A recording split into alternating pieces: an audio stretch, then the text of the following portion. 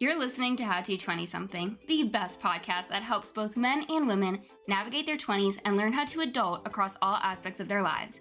We're going to focus on career, relationships, finances, fitness, nutrition, and all of the common challenges and obstacles a typical 20-something will face in this post-college life. I'm your host, Jess Diamond, and I am the CEO and founder of Jess Diamond Coaching, where I help young professionals get their shit together, gain their confidence, and own their life. No one prepares you for this adulting world, so allow me to help you feel like you are no longer a chicken running around with its head cut off, and that you actually know what the hell is going on and what your next step to take is. Welcome to How to 20-something. If you've listened to the last 2 weeks on time, as in within the week-ish of when they were released, then you would know I'm about to remind you for the third and final time that it's me, I'm the problem, is tonight. This is a 1-hour call happening at 7:30 p.m. If you're listening to this the day this episode airs, that is September 22nd, and you need to be there.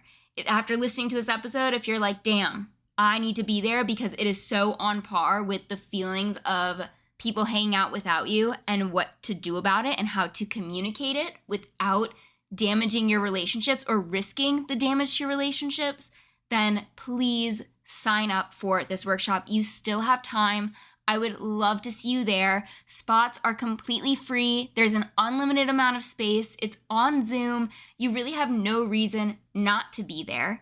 And it is going to help you with the number one reason why there's friction in your relationships and how to take control back of the role you play in the people you are interacting with on a regular basis. Because when you have healthy relationships, you're going to feel a lot more fulfilled in your life. So please, please, please do not forget to sign up. Do it right now because you will forget. Go to the show notes or go to justdiamondcoaching.com/problem. Enter your name and your email, and I will be getting that Zoom link out to you, I think today around noon, and then again this evening right before the call is supposed to happen. I'm reminding you, you have time, but you need to do this right now because I want to see you there. I want to help you with your relationships. I want to help you have a better life. And these workshops are nothing but value for you. I put them on for you. I don't do them for me. It's all for you, and I would love to see you there. All right, now back to the show. Welcome back to another episode of How to 20-something, where today's solo topic is one that definitely hits home for me, and I know I'm not alone when it comes to the feeling that everyone is hanging out without you. And it's probably not even a feeling, but a fact, where you can string multiple weekends in a row where no one is inviting you to hang out.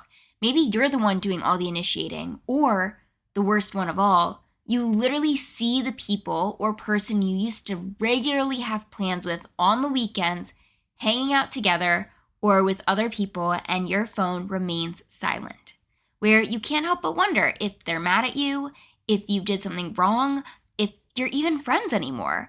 I can't even begin to tell you how many times these thoughts have crossed my mind. These realities have played out, and the friends I've lost along the way out of consistently being excluded. I don't know about you, but I am not someone who is going to beg another person to hang out with me. I very much receive the message that if you're not equally initiating plans or making the effort to coordinate schedules, or if I see you consistently hanging out without me, then you clearly don't value our friendship in the way I do or want to be friends with me. It's not in a jealousy kind of way. It's feeling like you're not being prioritized in this person's life, that they don't care about you enough to think to include you or want to spend time with you. It makes you feel like you're a last resort friend. And that is a pretty shitty feeling to have. So, if you're listening to this and you're either the person who sees everyone hanging out without you, you're not alone. Or if you have some level of self-awareness and you can recognize that you're the person who is like, damn, I haven't done any initiating with someone I consider a friend, then step up because you're being a pretty sucky friend. When you're on the side of being left out, your brain is going to be your absolute worst enemy. Trust me. The stories your brain is coming up with are highlighting your biggest insecurities and sending you into a spiral of sorrow and resentment. Our brains love to fill in gaps based on what it knows. So if you've experienced this feeling before, in any way, shape, or form, then your belief systems are going to stream in and make you feel worse as it works to fill in those missing gaps as to why someone isn't making plans with you / is making plans without you. So today's episode is to help you through this period of friendships when everyone is hanging out without you. I'll be walking you through 3 main things. The first is why being left out hits so hard in your 20s. The second is the difference between being excluded and just not being included. And the third is what to actually do, both emotionally and practically, when this happens. Let's start with the thoughts that flood your brain when you see a social media post or story, or when you are finally with these friends and they bring up what they did together and therefore without you, or if you happen to see them with your own eyes out and about and your invitation got lost in the mail.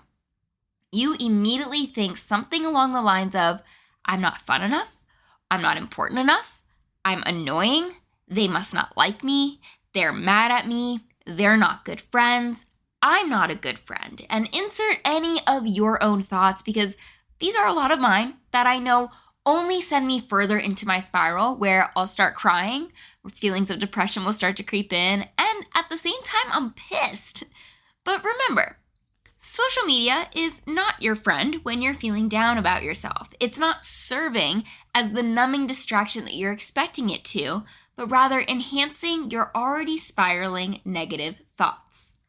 Social media is like reading the first and last page of a book, and then you are left to guess what happens in the middle. You're almost never going to be correct as to how you got from point A to point Z. I know a lot of my thoughts stem from my best friend breakup because of how traumatic that was for me with how everything went down over 2 years ago, but it still impacts me today. That is trauma. So if you've ever experienced this in friendships before and it didn't end happily, then your brain is working overtime to protect you from falling for the same trap. And that's where your negative thoughts shine through. Your brain is trying to protect you from getting hurt. But what's most likely happening instead is you're hurting your own feelings. In the moment, there is not a single glimpse of seeing the good in the situation at this point because you want to have plans and friends, and just when you think you made some, they go off without you. It's not to say this other person can't have a life without you, but it is heartbreaking to feel like you're the one doing all the work to keep in touch and see one another when that probably wasn't always the case. If that was always the case, then allow me to be the one to tell you that you are in a one-sided friendship and you deserve to be treated better than that. So go find some new friends who will include you from the get-go. As I'm planning out this episode, which is about 8 weeks ahead of schedule since I have some trips through the end of the summer, I'm dealing with this with my best friend, which is what inspired this episode. And since I dealt with this feeling with my ex-best friend, you can bet your booty that I'm not handling this current wave of feeling left out well at all, because the traumatic center of my brain is screaming at me that this is all going to happen again. This is where learning how to communicate comes in really, really handy, which I'll get into later in this episode. Before I do that, I want to break down this feeling of being left out because there is a difference between being excluded and not being included. They feel the same because the result is the same. You're sitting alone at home and your friends are out having fun and making memories. But the intent is different. My ex-best friend was excluding me. My current best friend isn't including me. My ex-best friend was upset with me, unbeknownst to me, and instead of communicating, he purposely started making plans and group chats without me in it. So after a year of living in the same city and being included in literally everything, it all suddenly came to a halt. We had the same group of friends, he was the planner of the group, and everyone else just went along with whatever he planned. So if you weren't put in the group chat, you didn't know what was going on until you saw it later on social media. My current best friend has other friends, and we don't typically hang out in groups, so prioritizing one another within our schedules is important. Otherwise, we'll go several weeks to a month without seeing one another. And our love languages are both quality time. So when we don't spend time together, we end up having resentment that builds when minor things happen. My previous story also builds that she isn't making time for me because she doesn't care about our friendship as much as I do or want to continue this friendship. These are all things I can recognize, so I propose solutions to feeling left out of the loop and unimportant, and that is if we don't have plans to see one another, then we need to schedule a time to have a phone call and debrief the latest news of our lives. And now we just have to see how this plan plays out and if we need other solutions to be introduced. But having no plans or no one inviting you somewhere feels pretty shitty, especially if it wasn't previously that way. With my current best friend, hanging out used to be really easy, and then she moved to a different part of town and got into a relationship, and it's gotten harder and harder to make plans with her. For her to make plans with me. Again, this doesn't help the stories in my brain from spiraling, and it's not even like she moved that much further away. She went from being 2.5 miles away to being 5.5 miles away. So it's on me to communicate these feelings and see if there's any way I can be a better friend in her eyes too. Relationships are a two-way street, and even if it feels like the other person is 100% in the wrong, 100% being the bad friend, and you've done nothing wrong on your side, there's still a chance something is coming from somewhere on your end. So having an open and honest and, yes, vulnerable conversation about where you stand in each other's eyes is important for the health of the relationship. Because for me, it appears that she has no issues making plans with other people, as I see on social media.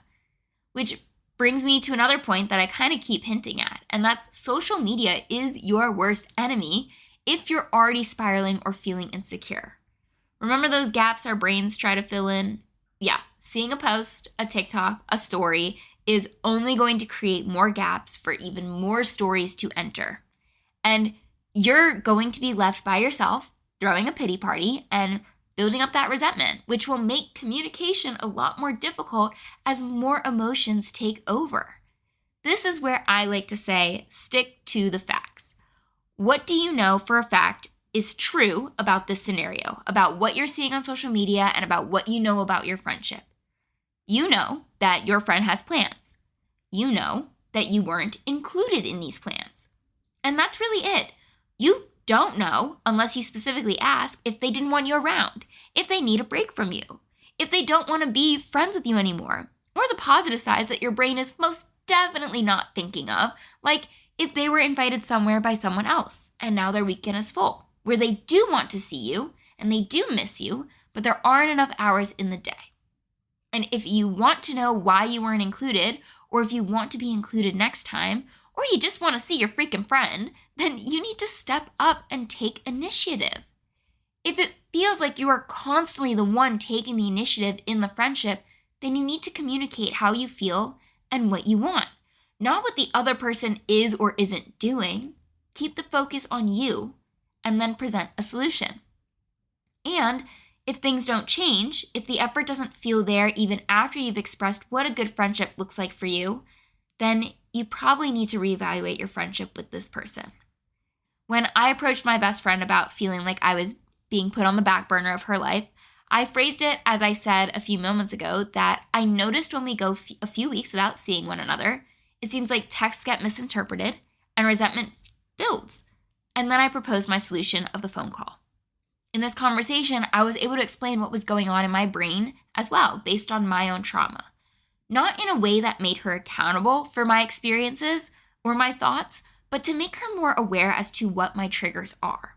And by opening the door of vulnerability, she was able to bring up something that triggered her that didn't even cross my mind. We were able to hear one another out and apologize for activating each other's trauma responses unintentionally. We didn't know we were doing this. Now, has she initiated any additional plans to have one-on-one time? Not yet. No, and that's definitely something that still pulls on my heartstrings. But in her defense, we spent 2 weeks of August tag teaming who was in Charlotte, where I went away when she left the day before I got back, and then I left the day she got back. And that is the epitome of adult friendships. It can be really difficult to schedule in one-on-one friend time, even if it once felt really easy. So, if there's one key piece of information that I want you to take away from this episode, it's that when it seems like everyone else is hanging out without you, there is a solid chance it's not actually about you.